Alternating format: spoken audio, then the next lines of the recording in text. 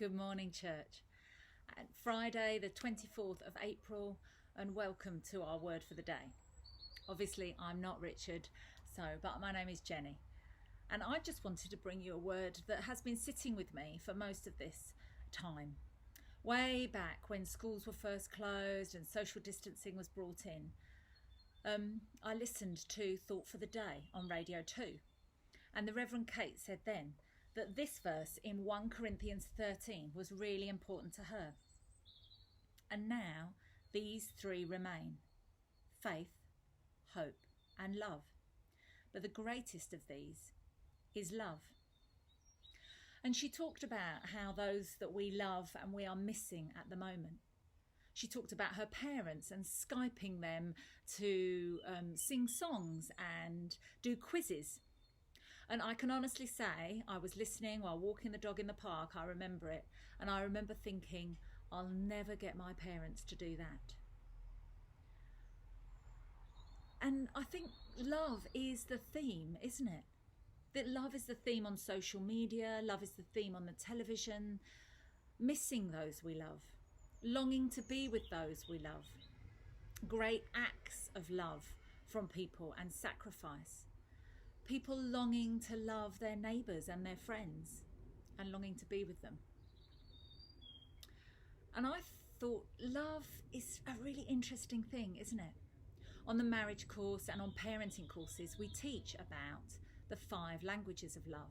And people are often really surprised to hear about them. And the 5 languages of love are acts of kindness, acts of service, doing the washing up for somebody, ironing, putting things away, doing things for somebody else.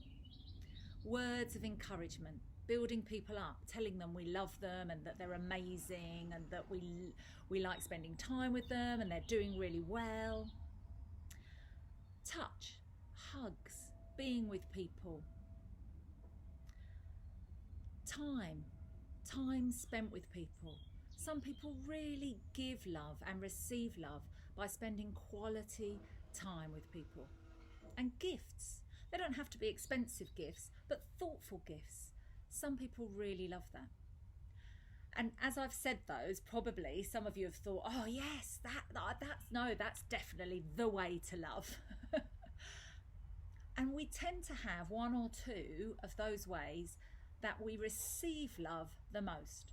So somebody might do lots of things for you and you're not really bothered, but they buy you something really small and you're really touched. They might say something really lovely about you and it doesn't mean anything to you, but they might spend some time with you, and that's really important.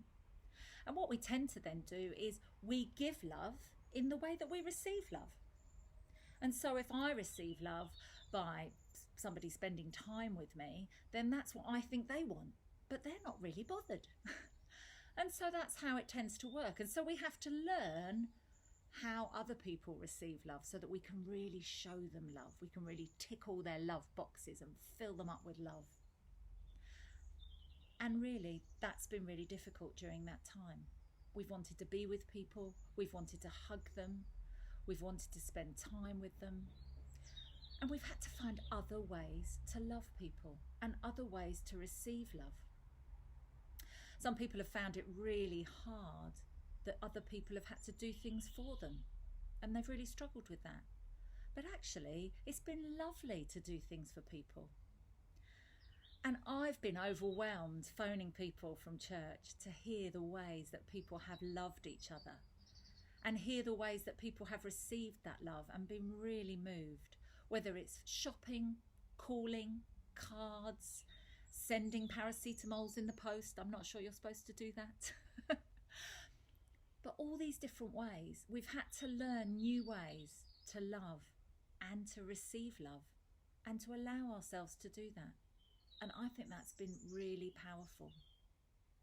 And this verse in its context in 1 Corinthians is a letter to the Corinthians. And it talks about all the different gifts that we receive from God. Gifts of speaking in tongues and prophecy and loads of different things that obviously these new Christians were discovering, all these spiritual gifts. But actually it talks about love being the most enduring, the one that will never end.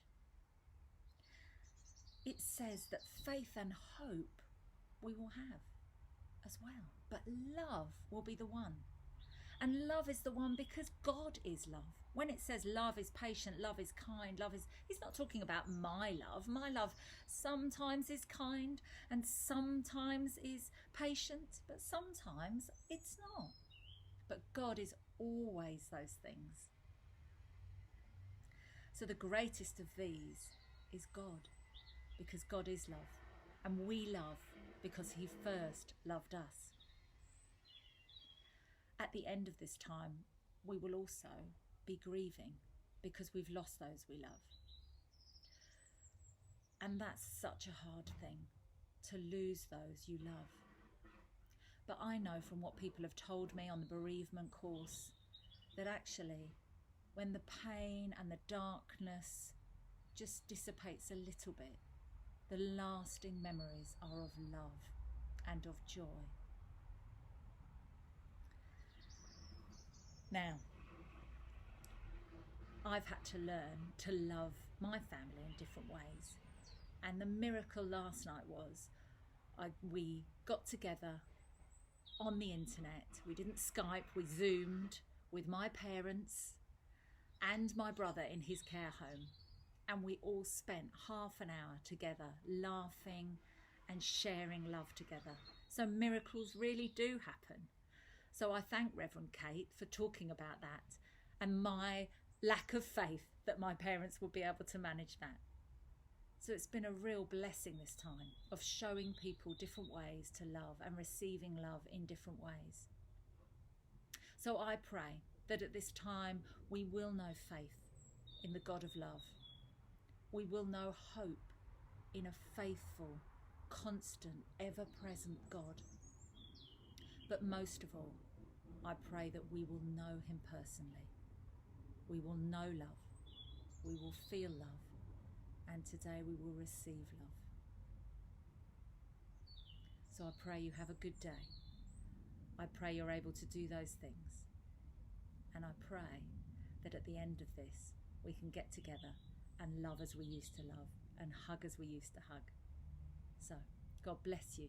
May his face shine upon you today. Amen.